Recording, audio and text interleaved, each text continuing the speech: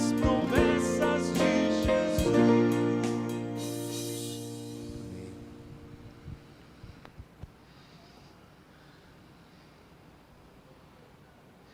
Enquanto os irmãos começam a buscar o texto bíblico, capítulo 3 de Daniel, quero lembrar aos irmãos o contexto desse importante livro. O Senhor havia profetizado que, assim como aconteceu com o reino do norte, o reino de Israel, aconteceria com o reino do sul, que uma grande invasão destruiria Jerusalém e levaria a maior parte da população cativa, desta feita para a Babilônia. Tanto no exílio da Síria, quanto no exílio da Babilônia, o Senhor não invalidou a sua aliança um dia feita com o seu povo em Abraão. O Senhor não voltou atrás. Todas as vezes em que houve uma suspensão do cuidado do Senhor, ou melhor, da presença do Senhor, isso se deu por dois motivos. Primeiro, porque o Senhor, sendo santo, não poderia simplesmente aceitar todo o pecado praticado pelo povo dele. Segundo, porque o Senhor, comprometido com esse povo, quis discipliná-lo. É o que está acontecendo naquilo que é narrado no livro do profeta Daniel.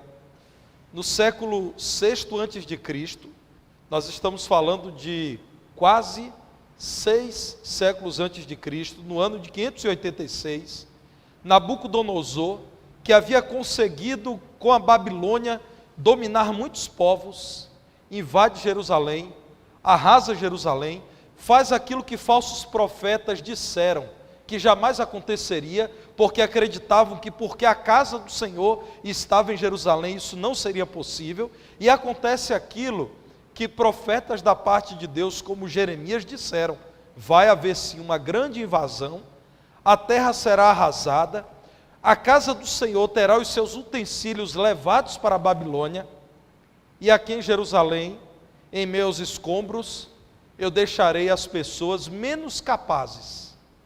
E somente depois de um período de 70 anos, tudo isso chegará ao fim e haverá uma reconstrução de Jerusalém, haverá uma reconstrução da vida entre os judeus. Bem, meus irmãos, são transferidos para a Babilônia, para a corte de Nabucodonosor, muitos e muitos judeus, especialmente aqueles que a Babilônia julgou serem muito úteis para o engrandecimento da Babilônia. Dentre esses, alguns dos jovens nobres de Jerusalém, bem formados, bem orientados, que eram inclusive conhecedores da lei de Deus. Dentre esses que foram levados à força para a Babilônia, estão Daniel, Ananias, Azarias e Misael. Eles têm os nomes trocados na Babilônia, isso em honra aos deuses da Babilônia, e passam a se chamar, no caso de Daniel, Beltesazar, e os seus amigos Sadraque, Mesaque e Abednego. Acontece, meus irmãos, que eles foram colocados à disposição de Nabucodonosor na cota dos sábios que estavam na Babilônia. Esses recebiam alimentação especial, mas eram convocados pelo rei para tratarem dos assuntos que diziam respeito aos sábios e aos líderes espirituais na Babilônia. A palavra de Deus narra, especialmente no capítulo 2, como Nabucodonosor, enfurecido, decidiu que mataria todos esses que eram considerados sábios, mestres das coisas espirituais, porque eles não conseguiram declarar qual foi o sonho que o rei teve e que tanto incomodava, e também o significado do sonho. Alguns sábios, ou considerados sábios da Babilônia, disseram ao rei: conte-nos o sonho, rei, e nós te daremos a interpretação. O rei disse: não. Quase que o rei estava dizendo: eu sustento vocês com o que há de mais fino, mais caro no meu reino. Agora é hora de vocês mostrarem serviço. Eu não direi qual foi o sonho. Vocês precisam me dizer qual é o sonho e vocês precisam dizer qual é o significado desse sonho inquietante, intrigante. Aqueles que não temiam ao Senhor disseram: rei, isso não é possível. O que o rei exige é difícil e não há quem possa atender essa expectativa do rei, nem os magos, nem os encantadores, nenhum dentre os caldeus poderá fazer isso, rei, porque isso pertence aos deuses. Nós somos homens, somente os deuses são capazes de saber o que há em seu coração, o que o rei sonhou. Mas diga-nos o sonho e nós daremos a interpretação. Quando o rei então, indignado com a resposta, manda buscar todos para matar, então Daniel diz: para que tanta pressa, Arioque? Arioque, o funcionário do rei, que foi matar todos aqueles que eram chamados de sábios, então disse: olha, o rei está furioso, ele sustenta vocês, ele permite que vocês vivam estudando os escritos antigos, as coisas ocultas, os astros, e vocês não atenderam, ele vai matar vocês. Daniel então disse: peça ao rei que me permita ter uma audiência com ele, e eu quero conversar com ele sobre isso, antes que ele mate todos os sábios da Babilônia. E então Daniel procurou os seus amigos e disse: olha, vão orar. Daniel capítulo 2, versículo 18. Peçam misericórdia ao Deus do céu sobre isso, porque Deus pode nos fazer compreender tudo. E então, irmãos, uma das mais lindas orações de toda a palavra de Deus, Daniel ora dizendo: Senhor, o Senhor conhece o profundo e o escondido. O Senhor conhece aquele que está em trevas e contigo mora a luz. O Senhor muda reis, muda tempos e estações. É o Senhor quem eleva reis e é o Senhor quem acaba com o reinado deles. Essa oração, os irmãos já estão aí projetando, está no capítulo 2, versos 20 a 23. Ele encerra a oração dizendo: eu te rendo graças e louvor, ó Deus de meus pais, porque do Senhor vem a sabedoria e o poder, e eu sei que o Senhor agora me permite saber o caso do rei. O Senhor revela a Daniel o sonho, ele procura Nabucodonosor, conta todo o sonho, interpreta o sonho, em resumo, dizendo que depois do reino dele, um outro reino viria, e mais um outro, até que chegaria a um, que seria como um reino que teria pés de ferro e de barro, e esse reino seria destruído. E então o rei diz: olha, eu te agradeço, Daniel, o teu Deus é o Deus grande, e ele diz: o vosso Deus é o Deus dos deuses, Daniel 2,47, o Senhor dos reis, o revelador de mistérios. E o rei então deu muitos presentes a Daniel, e pôs Daniel como governador sobre a Babilônia, e lhe fez chefe de todos os sábios, que claro, passaram a odiar Daniel agora, porque Daniel os humilhou.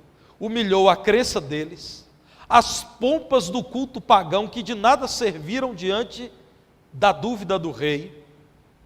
Daniel então apenas faz um pedido ao rei, que constituísse Sadraque, Mesaque e Abidnego também como chefes na Babilônia, e assim o rei permaneceu.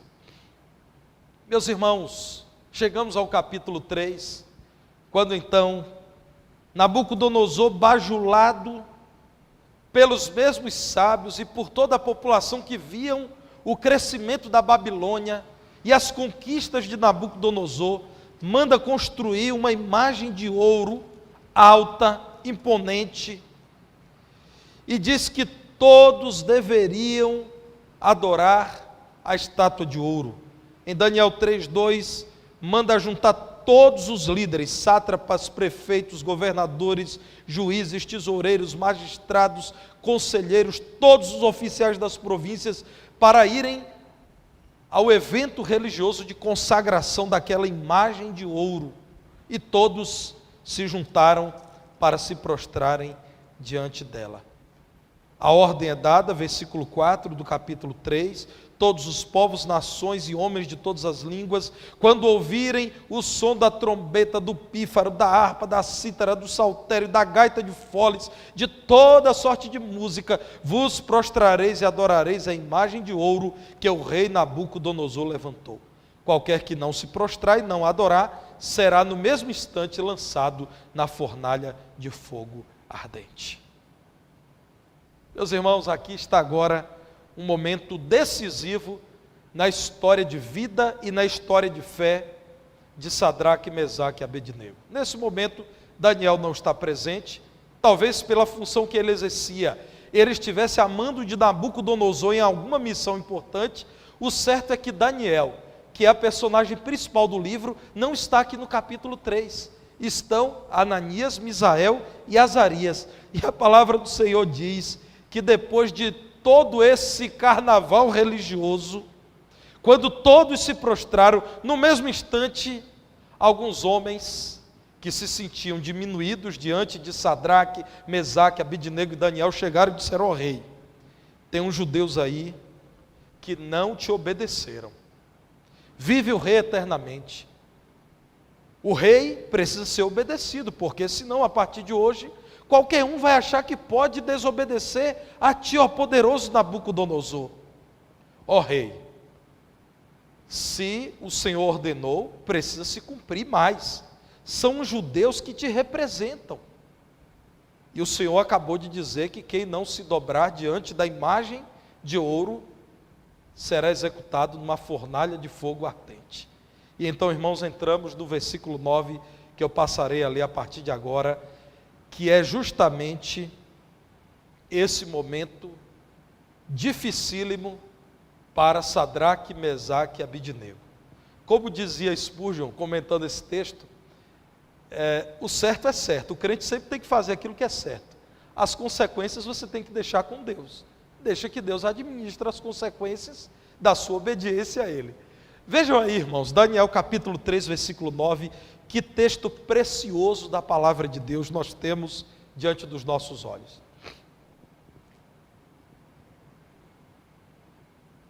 Disseram ao rei Nabucodonosor: ó rei, vive eternamente. Tu, ó rei, baixaste um decreto pelo qual todo homem que ouvisse o som da trombeta, do pífaro, da harpa, da cítara, do saltério, da gaita de foles e de toda sorte de música se prostraria e adoraria a imagem de ouro. E qualquer que não se prostrasse e não adorasse seria lançado na fornalha de fogo ardente.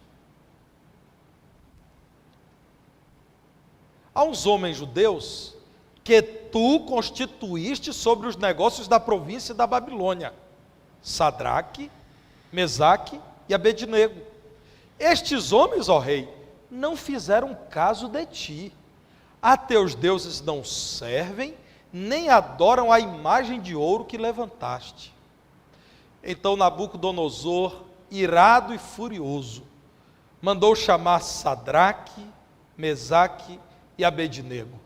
E trouxeram a estes homens perante o rei. Falou Nabucodonosor e lhes disse: é verdade, ó Sadraque, Mesaque e Abednego, que vós não servis a meus deuses, nem adorais a imagem de ouro que levantei? Agora, pois, estai dispostos, e quando ouvirdes o som da trombeta, do pífaro, da cítara, da harpa, do saltério, da gaita de foles, prostrai-vos e adorai a imagem que fiz. Porém, se não a adorardes, sereis no mesmo instante lançados na fornalha de fogo ardente.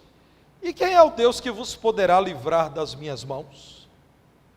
Responderam Sadraque, Mesaque e Abednego ao rei: ó Nabucodonosor, quanto a isto não necessitamos de te responder. Se o nosso Deus a quem servimos quer livrar-nos, Ele nos livrará da fornalha de fogo ardente e das tuas mãos, ó rei.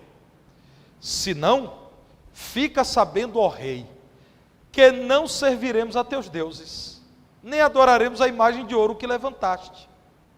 Então Nabucodonosor se encheu de fúria, e transtornado o aspecto do seu rosto contra Sadraque, Mesaque e Abednego, ordenou que se acendesse a fornalha 7 vezes mais do que se costumava. Ordenou aos homens mais poderosos que estavam no seu exército que atassem a Sadraque, Mesaque e Abednego e os lançassem na fornalha de fogo ardente. Então estes homens foram atados com os seus mantos, suas túnicas e chapéus e suas outras roupas, e foram lançados na fornalha sobremaneira acesa. Porque a palavra do rei era urgente e a fornalha estava sobremaneira acesa. As chamas do fogo mataram os homens que lançaram de cima para dentro a Sadraque, Mesaque e Abednego. Estes 3 homens, Sadraque, Mesaque e Abednego, caíram atados dentro da fornalha sobremaneira acesa. Então o rei Nabucodonosor se espantou e se levantou depressa e disse aos seus conselheiros: não lançamos nós 3 homens atados dentro do fogo? Responderam ao rei: é verdade, ó rei. Tornou ele e disse: eu, porém, vejo 4 homens soltos que andam passeando dentro do fogo sem nenhum dano, e o aspecto do quarto é semelhante a um filho dos deuses. Então se chegou Nabucodonosor à porta da fornalha sobremaneira acesa, falou e disse: Sadraque, Mesaque e Abednego, servos do Deus Altíssimo, saí e vinde. Então Sadraque, Mesaque e Abednego saíram do meio do fogo. Ajuntaram-se os sátrapas, os prefeitos, os governadores e conselheiros do rei, viram que o fogo não teve poder algum sobre os corpos destes homens, nem foram chamuscados os cabelos da sua cabeça, nem os seus mantos se mudaram, nem cheiro de fogo passara sobre eles. Falou Nabucodonosor e disse: bendito seja o Deus de Sadraque, Mesaque e Abednego, que enviou o seu anjo e livrou os seus servos, que confiaram nele, pois não quiseram cumprir a palavra do rei, preferindo entregar o seu corpo a servirem e adorarem a qualquer outro Deus, senão ao seu Deus. Portanto, faça um decreto pelo qual todo povo, nação e língua que disser blasfêmia contra o Deus de Sadraque, Mesaque e Abednego seja despedaçado e as suas casas sejam feitas em monturo, porque não há outro Deus que possa livrar como este. Versículo 30. Então o rei fez prosperar Sadraque, Mesaque e Abednego na província da Babilônia. Meus irmãos, o tema desta noite é fé verdadeira. A meu ver, está nesse texto uma das grandes respostas de fé de toda a palavra de Deus. Aqueles 3 jovens, Sadraque, Mesaque e Abednego, já haviam experimentado grandes dificuldades. Não era a primeira. A vida deles, irmãos, como diz o pastor Stuart Olliott, escreveu o livro Ouse Ser Firme, é um livro acerca do livro de Daniel. O pastor Olliott diz o seguinte: eles receberam livramento no fogo e não do fogo. Eles já estavam vivendo numa grande fornalha de fogo que era a corte de Nabucodonosor. Vejam bem, irmãos, eles já haviam sido retirados de seu povo, foram retirados de Jerusalém ainda muito jovens, foram retirados da presença dos seus familiares, foram para um lugar distante, de cultura estranha, com crença em deuses estranhos, que ofendiam o seu Deus, e até os nomes foram trocados para honrar os deuses da Babilônia. Eles foram duramente ameaçados pelo rei, e não foi a primeira vez. No capítulo 2, vimos isso. No capítulo 1, eles são ameaçados que, se não se submetessem à dieta do rei, poderiam ser também punidos. eles também foram tentados por poder e riquezas. É importante que você saiba disso. Esse nosso mundo acredita que poder e riqueza são necessariamente bênçãos. Para eles eram grandes tentações ali na Babilônia. Eles foram confrontados por muita gente importante. Como eu disse, sofreram o ódio do rei. Irmãos, uma fornalha de fogo ardente era um grande caldeirão com uma porta no fundo para colocar lenha, e a pessoa que era lançada na fornalha era lançada do alto. A ira do rei, o ódio do rei foi tão grande pelos três que não adoraram a imagem de ouro, que ele mandou colocar 7 vezes mais lenha, aquecer 7 vezes mais aquela fornalha. Tão grande ódio teve pelos jovens desobedientes ao seu mandado. Foram incompreendidos, sofreram a tentativa de homicídio, e ainda assim mantiveram-se fiéis a Deus e não deixaram de fazer o bem na Babilônia. Irmãos, às vezes nós os crentes temos dificuldade em perceber que Daniel, Sadraque, Mesaque e Abidnego quiseram bem da Babilônia. Eles entenderam que aquele foi o lugar em que Deus os colocou. Eles trabalharam como homens excelentes. Eles só não fizeram aquilo que era mal, mas todo o bem possível eles fizeram em prol de Nabucodonosor e da Babilônia. Pergunto aos irmãos: de onde vem tamanha fé para que depois de terem feito somente o bem, tenham passado por todas essas provações? Fé verdadeira. O pastor Davi Gomes, que tornou-se líder de missões nacionais no passado, entre os batistas do Brasil, é filho dessa nossa igreja aqui. Davi Gomes foi membro desta nossa igreja. O pastor Davi Gomes escrevia constantemente que felicidade começa com fé.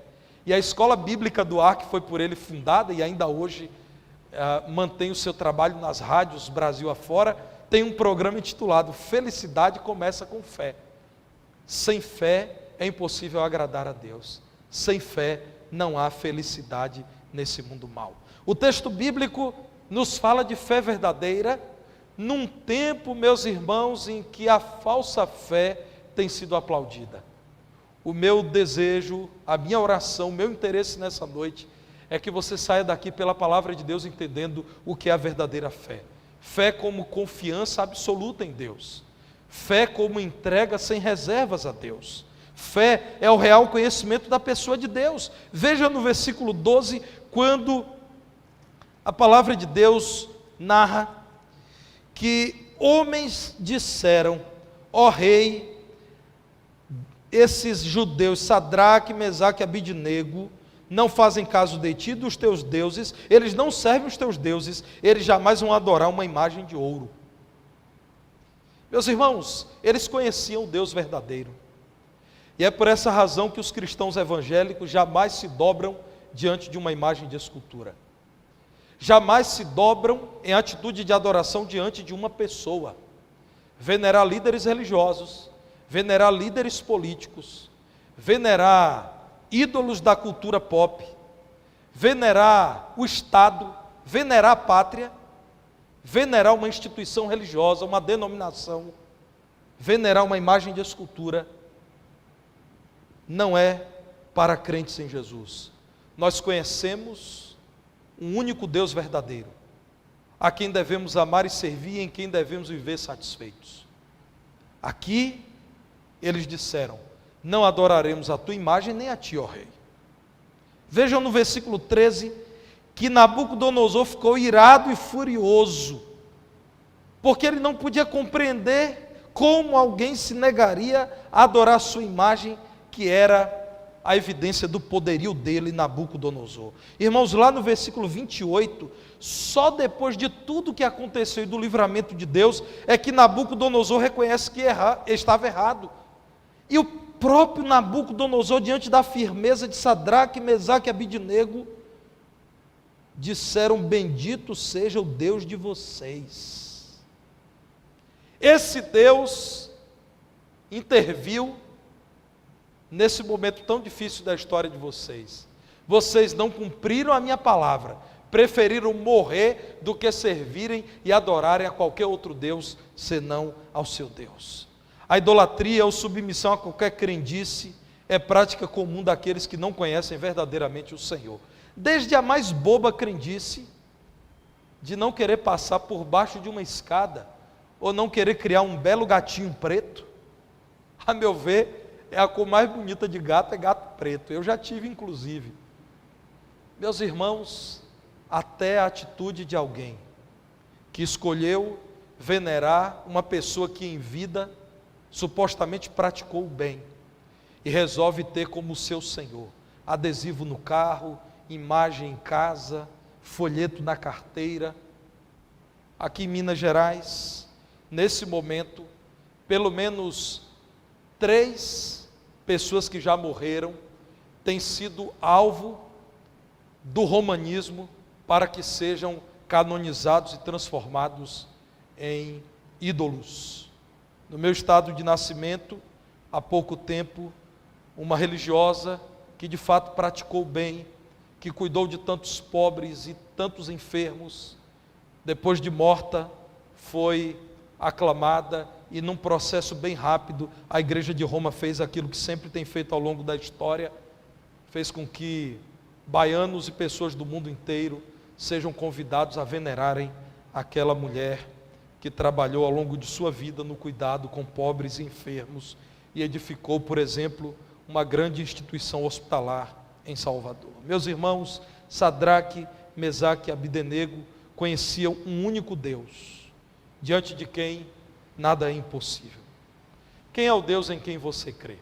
Quando Deus chamou Moisés, e aqui eu estou falando da aliança que Deus fez com o seu povo por meio de Moisés, o Senhor disse quem ele era. Êxodo capítulo 20, versículos 1 a 5, falou Deus todas estas palavras. Êxodo 21 a 5. Eu sou o Senhor teu Deus, eu Moisés, eu sou o teu Deus, o teu Senhor. Eu e nenhum outro, eu te tirei da terra do Egito, da casa da servidão. Não terás outros deuses diante de mim. Não farás para ti imagem de escultura, nem semelhança alguma do que há em cima nos céus, nem embaixo na terra, nem nas águas debaixo da terra.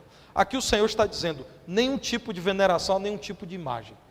Nem semelhante a um animal que habite as águas, ou a um animal que voa, nem aquilo que está sobre a terra, nada, nem aquilo que está embaixo da terra, nada, não as adorarás, nem lhes darás culto, porque eu sou o Senhor teu Deus, Deus zeloso, que visito a iniquidade dos pais e dos filhos, até a 3ª e 4ª geração daqueles que me aborrecem. Sociedade tribal, quando um pai resolvia ser idólatra, toda a família tornava-se idólatra. Vejam o pecado de Acã, quando o povo de Deus invadiu a cidade de Ai. Acã levou toda a sua família a desobedecer ao Senhor e toda a família foi punida. Então no versículo 5 é dito isso, se um pai se torna idólatra, ele tem até a 3ª e a 4ª geração com ele. Normalmente o pai tinha o filho, o neto, até o bisneto, todo mundo vivendo junto, sob a liderança de um pai, de um chefe, que era o patriarca. Então se ele ordena o culto a uma imagem, todos acabam cultuando, então o Senhor visita a maldade dos pais dos filhos até a 3ª e 4ª geração, de toda uma casa, de toda uma família que se envolve com a idolatria. Meus irmãos, vejam Isaías capítulo 43, versículo 2. Isaías 43, 2 diz assim, quando passares pelas águas, eu serei contigo. Quando pelos rios, eles não te submergirão. Quando passares pelo fogo, não te queimarás, nem a chama arderá em ti. O que te parece esse texto da palavra de Deus? Meus irmãos, nós estamos aqui falando de 3 jovens que na Babilônia, lugar em que eles viviam numa tremenda provação dia após dia, eles se comportaram como pessoas que conheciam o Deus verdadeiro. Fé é reconhecer a existência de um único Deus verdadeiro. E isso se vê na vida daquele crente em Jesus, que também volta e meia entra na fornalha de fogo. Recentemente eu estava mais uma vez meditando naquilo que eu preciso pagar apenas um imposto chamado imposto de renda. E eu estava conversando com a minha esposa outro dia, dizendo para ela, a vantagem que nós temos é de viver de modo honesto, porque não vemos outra vantagem. Quando nós somos, irmãos, testados no trânsito, com aquela pessoa que realmente testa até o último milímetro do seu reservatório de paciência e de sanidade mental no trânsito. Quando nós somos desafiados por pessoas que vão nos dizer, por que vocês crentes não podem fazer isso? Que coisa boba, que bobagem. Nós nos manteremos firmes, se nós conhecemos quem é o Deus verdadeiro. Irmãos, religiosidade não resolve. Tradição dos pais não resolve. Ou você conhece o Deus verdadeiro, que um dia pela graça te salvou, a quem você ama, a quem você reverencia, a quem você teme, ou em algum momento você terá dúvidas quanto a quem Ele é. Aqueles 3 jovens eram crentes. Eles entenderam o seguinte: todo mundo vai morrer um dia. E todos nós nos encontraremos diante de Deus. Se tivermos que morrer agora, nos encontraremos com Ele em paz. De que valerá viver e depois nos encontrarmos com o justo juiz, sabendo que nós nos dobramos diante de uma imagem de ouro, como o Senhor já nos mostrou em sua palavra, que Ele não admite, porque Ele repreendeu o mesmo que Israel fez, quando Moisés estava no monte falando com o Senhor. Engraçada a resposta de Arão. Arão diz assim: Senhor, esse povo aí é um povo desobediente, é um povo assim rebelde, né? É o seguinte, eles disseram que queriam um Deus, aí eu disse, tudo bem, joga aí os adornos de vocês aí no fogo. Aí eles jogaram e pulou esse bezerro de ouro aqui e começaram a adorar. A mesma história lá do Éden. Adão, o que foi que aconteceu? Foi a mulher que tu me deste, irmãos. É uma das respostas mais desaforadas que eu já vi. É quase que dizendo, a culpa é do Senhor, o Senhor foi quem me deu essa mulher, foi por conta dela que eu pequei. E aí o que aconteceu? Foi a serpente.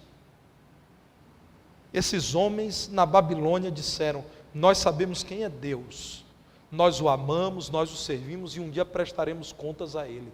Por isso, nós continuaremos crendo nele, confiando nele. Fé é a aceitação incondicional da vontade de Deus. Voltando ao capítulo 3 de Daniel, lá no versículo 18, isso me impressiona, irmãos. Eles dizem, ó rei, veja bem, a palavra de Deus diz, há um profeta chamado Isaías que diz assim, olha, se nós tivermos que passar pelo fogo, a chama não arderá em nós. Mas Deus é soberano, rei. Se dessa vez Ele quiser provar a Babilônia, que existe gente que crê de verdade no Deus de Israel a ponto de morrer, mas não se dobrar, fica sabendo, ó Deus, que está tudo, fica sabendo, ó rei, que está tudo certo. Veja bem, ó rei, nós não vamos servir aos teus deuses, nem vamos adorar. Mas, é o seguinte, é Deus quem vai nos livrar. Mas se Ele resolver que chegou a nossa hora, ó rei, fica sabendo que nem assim nós vamos desistir de adorar o Senhor. Que Ele, que é dono da nossa vida, encerre nossa vida aqui. Nos manda para a fornalha de fogo, porque nós não vamos adorar o seu ídolo de ouro. Nós não vamos fazer isso. Irmãos, o rei era autoridade civil e deveria ser respeitado, com uma exceção. Não deveria ser respeitado acima da vontade de Deus. Você lembra de Atos capítulo 5, versículo 29, o que Pedro diz ao Sinédrio? Os saduceus levam aqueles que estavam pregando Jesus e dizendo que Jesus ressuscitou e que Ele era o Messias, o Salvador e que estava vivo. E então os saduceus levam os apóstolos sob a liderança de Pedro para o Sinédrio, e o Sinédrio então diz, vocês não devem continuar pregando essa doutrina aqui em Jerusalém. Nós ordenamos, eu fico imaginando Pedro olhando para eles e dizendo no seu interior, e vocês podem ordenar alguma coisa que Deus não permita? Nós expressamente vos ordenamos que não ensinem nesse nome, e vocês continuam enchendo Jerusalém com essa doutrina? Vocês estão querendo lançar sobre nós a culpa do sangue desse homem chamado Jesus? Atos 5, 29. Pedro e os demais apóstolos afirmaram, antes importa obedecer a Deus do que aos homens. Devemos orar pelas autoridades, e devemos cooperar com as autoridades em tudo que não seja contrária à vontade de Deus. Ore a Deus, meu irmão, para que nunca, diante da possibilidade da perda da sua vida, você negue o Senhor.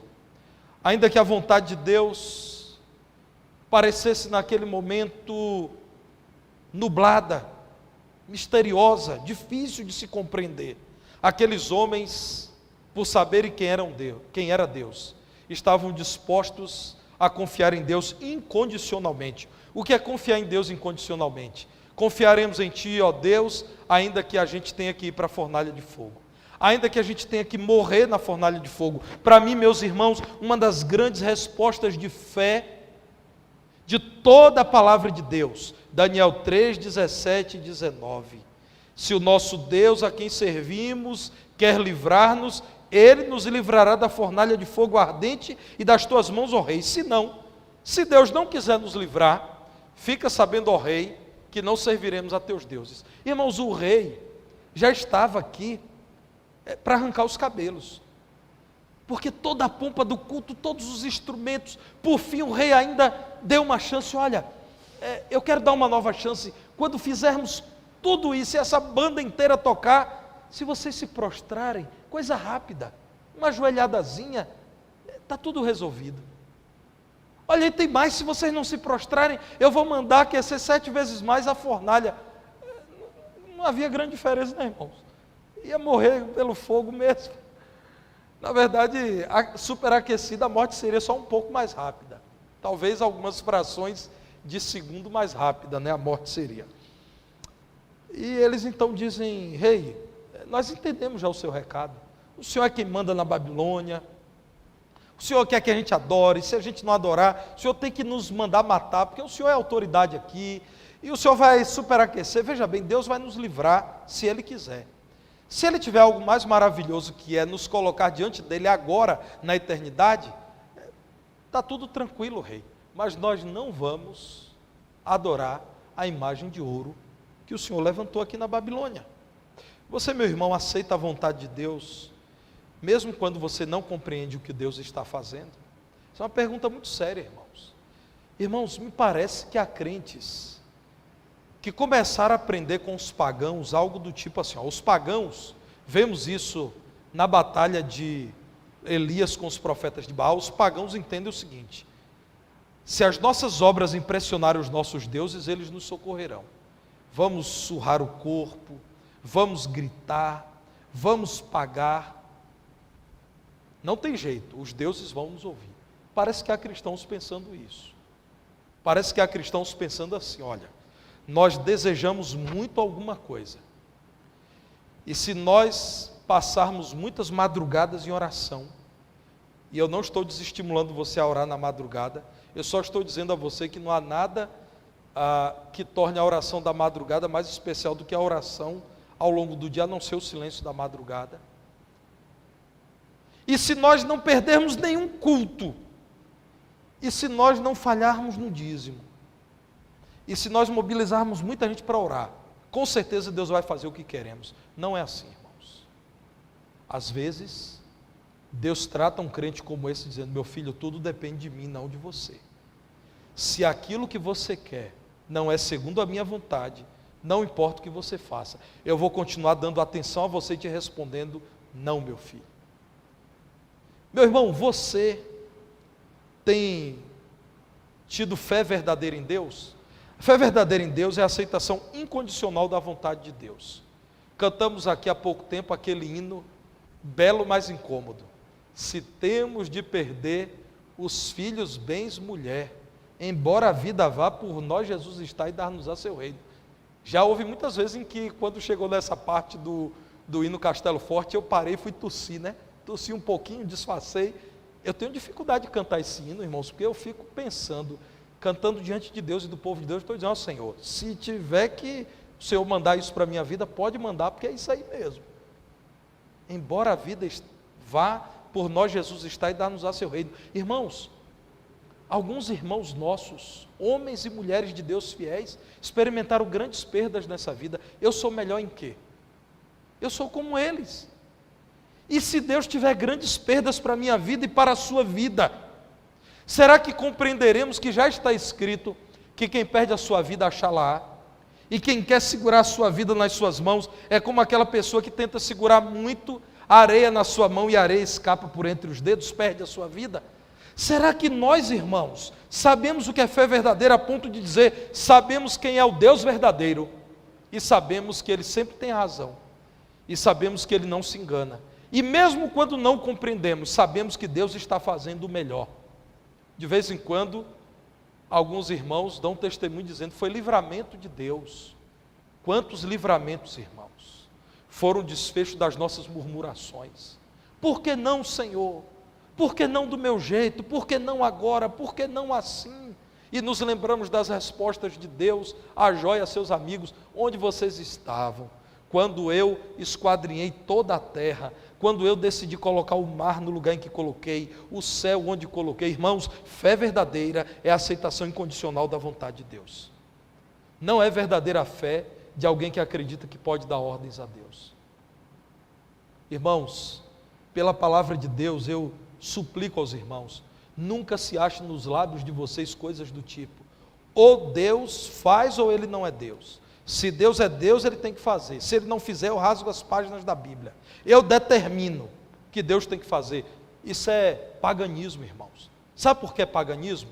Porque o paganismo diz que os deuses se relacionam com as pessoas como se fossem pessoas, discutem, batem boca, até se envolvem, têm filhos, os homens com os deuses. E os deuses têm ciúmes dos homens. Isso é paganismo. Isso não é cristianismo. O cristianismo é assim: Deus te criou, você é criatura. Deus conhece todas as coisas e é eterno. Você quase nada conhece porque você nasceu outro dia. Você não pode dar ordens a Deus. Você deve alegrar-se na vontade de Deus, porque Ele é sempre justo, Ele é sempre santo, Ele é sempre perfeito. Como diz o salmista, Deus é justo e reto em todos os seus caminhos. Não se acha em Deus contradição. A contradição está na sua pequena capacidade de compreender Deus. Não é cristão tentar dar ordens a Deus. Não é cristão dizer a Deus como Ele tem que agir. Não é cristão censurar Deus. É cristão dizer, eu já te conheço, ó Deus. E eu sei que, como diz a tua palavra, quão profundas as riquezas, tanto da sabedoria quanto do conhecimento de Deus. Quem pode aconselhar a Deus? Quem veio antes dele? Quem primeiro deu a ele e depois recebeu? Senhor, nós já sabemos. De Cristo, para Cristo e por Cristo são todas as coisas. Glória, pois, a Ele eternamente. Amém.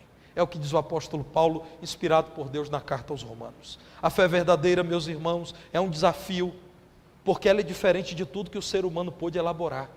O cristianismo é um desafio, porque o cristianismo não é uma invenção de homens, é revelado por Deus. O Deus do cristianismo não guarda a lógica que os deuses criados pelos homens têm. Há uma lógica nos deuses criados pelos homens, uma imagenzinha para quem você acende uma vela, então é uma obra para agradar aquela imagem. E aí você pede aquela imagem e diz, olha, já que você me agradou com a vela que você acendeu, eu vou te dar alguma coisa. Essa é a lógica da religiosidade extra-bíblica. A fé bíblica não. A fé bíblica, meus irmãos, diz que existe um Deus na terra, que nada nos deve. Nós o devemos porque nós pecamos contra Ele. Aí talvez você diga, como outro dia meus filhos me falaram, né? Mas papai, se eu estivesse no lugar de Adão, eu não ia pecar. Eu disse, meu filho, é claro que iria. Seu pai foi criado no Evangelho, seu pai desobedece à palavra de Deus. Irmãos, eu me envergonho disso. Como é que pode, irmãos? Quantas vezes frequentei sala de escola bíblica, quantas vezes li a Bíblia, quantos bons pregadores ouvi, eu ainda tenho coragem de pecar contra Deus. Coragem não, né? Bobagem mesmo. Meus irmãos, o cristianismo diz que Deus não me deve nada. Eu que conheço a palavra dEle, que sou dirigido pelo Espírito dEle, que me fala, ainda peco. O cristianismo, irmãos, não é lógico. O mundo só se torna amigo do cristianismo quando desfigura o cristianismo. É assim, olha, vamos agora reinterpretar a Bíblia, vamos atualizar a Bíblia, porque o cristianismo, tal como ele se apresenta na palavra, irmãos, ele não é agradável. É por isso que o cristianismo não lida com adesão, o cristianismo lida com conversão. Não dá para uma pessoa perguntar, pastor, o que eu tenho que fazer hoje para ser cristão? Eu tenho que ir em qual lugar? Eu tenho que fazer qual sacrifício? Irmão, só existe um jeito para ser cristão. É reconhecer que é pecador e depositar toda a confiança no Senhor Jesus Cristo para ser salvo. Não há outro caminho. O que é a fé verdadeira? É a doce expectativa diante das obras de Deus. Você já sabe quem é Deus? Você já confia nele sem condições, é incondicionalmente, ainda que a figueira não floresça, ainda que o produto da oliveira minta, ainda que nos pastos não hajam animais, nos currais não hajam vacas, todavia eu me alegrarei no Senhor, exultarei no Deus da minha salvação. Isso é cristianismo, meu irmão. Esperei com paciência no Senhor, e Ele se inclinou para mim e ouviu o meu clamor. Isso é cristianismo, meu irmão. Quão miserável homem sou, quem me livrará do corpo desta morte? Ser propício a mim, ó Deus, pecador, isso é cristianismo, meu irmão. Fé é a doce expectativa diante das obras de Deus. Daniel capítulo 3, versículo 17. Daniel foi para cá, capítulo 3, verso 17. Se o nosso Deus a quem servimos quer livrar-nos, Ele nos livrará. Deus vai fazer o melhor, rei, seja o que for. Se Ele quiser livrar, Ele livra. Se Ele não livrar, é lucro para nós. Irmãos, veja o versículo 25. Nabucodonosor manda aqueles 3 jovens justos para a fornalha de fogo ardente.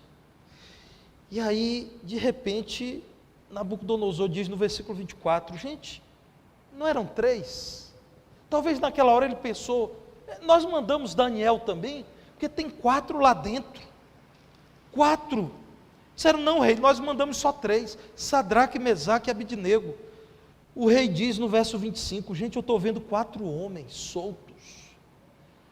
Nós pegamos homens fortes, amarramos os 3, lançamos no fogo, agora eles estão em liberdade, passeando dentro do fogo, eles não estão machucados, e há uma 4ª pessoa que é semelhante ao Filho dos deuses. Irmãos, quem é esse 4º homem na fornalha, se não for Jesus Cristo? Quem é esse? Ou você acredita que Jesus passou a existir quando o Espírito Santo fez Maria engravidar de Jesus? Claro que não. Ali é a encarnação de Jesus acontecendo. Jesus sempre existiu.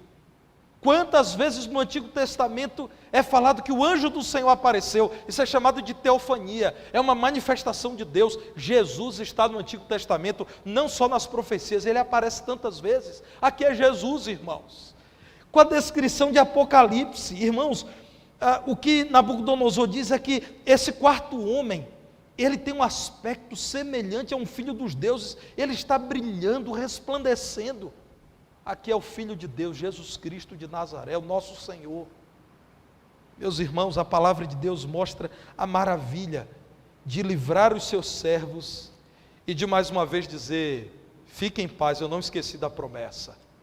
O meu Filho há de habitar entre vocês em definitivo. Quando é preciso, o Filho está indo ao encontro de vocês. Vejam o versículo 26, irmãos. Aí então, o rei, diante de tudo que havia visto, como quem dizia, na linguagem dos jovens hoje, para mim já deu, versículo 26, ele diz, Sadraque, Mesaque e Abidnego, servos do Deus Altíssimo. Aqui o homem já está reconhecendo que existe um Deus Altíssimo, que está acima dos deuses da Babilônia. Não é que ele renegou os deuses da Babilônia, não, é que na cabeça dele, de um pagão, ele está dizendo, tudo bem, existem os nossos deuses, mas tem um que está acima, porque faz mais do que os nossos deuses. Servos do Deus Altíssimo, saí e vinde. Eles saíram, irmãos, do meio do fogo. A palavra de Deus diz que, lá no versículo 29, um decreto é feito agora. Um novo decreto. Seja despedaçado, as casas sejam destruídas, aqueles que blasfemarem contra o Deus de Sadraque, Mesaque e Abidnego, porque não há outro Deus que possa livrar como este. De novo, ele continua dizendo, olha, existem outros deuses aí, os deuses da Babilônia, mas um como esse, não tem não. Pense num Deus. Está aí um Deus, gente. Os daqui da Babilônia, a gente já ouviu que eles fazem muitas coisas, mas como esse não tem não. Ele apareceu na fornalha de fogo, libertou os seus servos e os livrou. Ah, meus irmãos, quando nada mais poderia ser feito pelos servos do Senhor, então a fé verdadeira aparece. É quando Deus se manifesta. E aí eu lembro de Tiago, no capítulo 1, versículo 1, quando diz: peça, porém, com fé, em nada duvidando, pois o que duvida é semelhante à onda do mar, impelida e agitada pelo vento. Talvez você nunca tenha me ouvido, porque já faz muito tempo que eu disse isso aqui na igreja. Eu e minha esposa, há muitos e muitos anos, fomos visitar o pastor Petrônio e a irmã Ana Maria, na cidade em que eles moravam, na Bahia. Morávamos a mais de 100 quilômetros de distância. Mariana nem tinha nascido ainda. E na volta, irmãos, para a nossa cidade, era um feriado, chovia muito. E havia um trecho de uma rodovia que me levaria a uma das mais movimentadas rodovias do estado.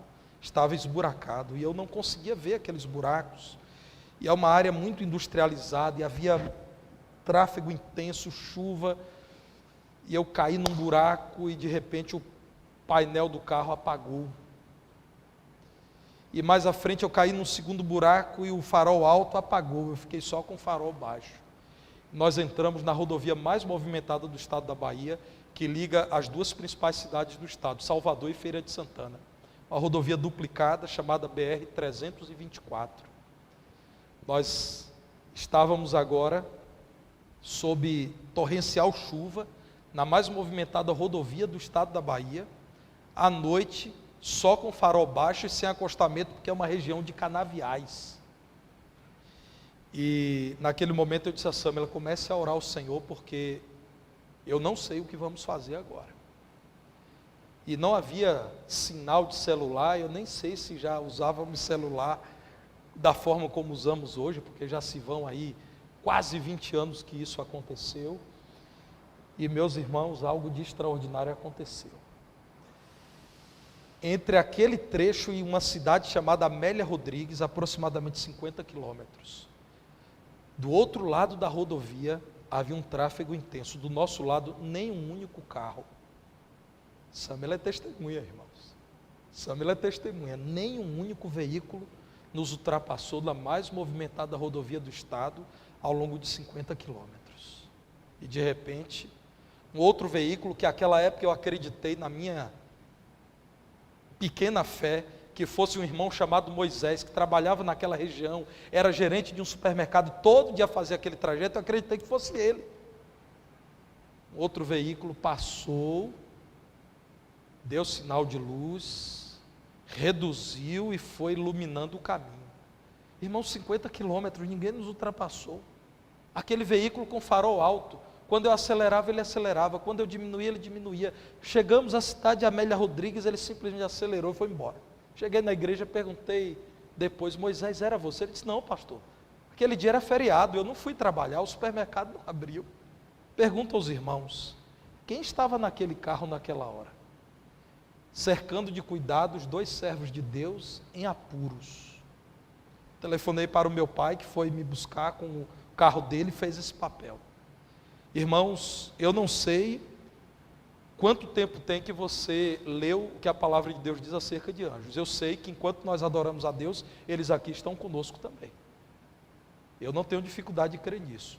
E há fatos da nossa vida que não se explicam, a não ser porque cremos pela palavra de Deus, que existem ministros do Senhor, seres angelicais que Deus soberanamente utiliza quando Ele quer, como quer, para o benefício dos seus servos. Eu não tenho dificuldade em crer, como em outros fatos da minha vida, em outros momentos da minha vida, eu poderia com mais tempo contar a minha interpretação de alguém que tentou, pela razão, criticar o que aconteceu. Deus mandou o seu anjo. Meus irmãos, volto a dizer o que Stuart Olliott disse: receber o livramento no fogo e não do fogo. Se você está no meio do fogo, creia que muitas vezes Deus escolhe te livrar no fogo e não do fogo. Você cai no fogo, mas o Senhor Jesus ainda está com você, porque Ele é Deus conosco, Emmanuel. George Miller diz que o início da ansiedade é o fim da fé, e o início da verdadeira fé é o fim da ansiedade. Ansiedade não combina com fé.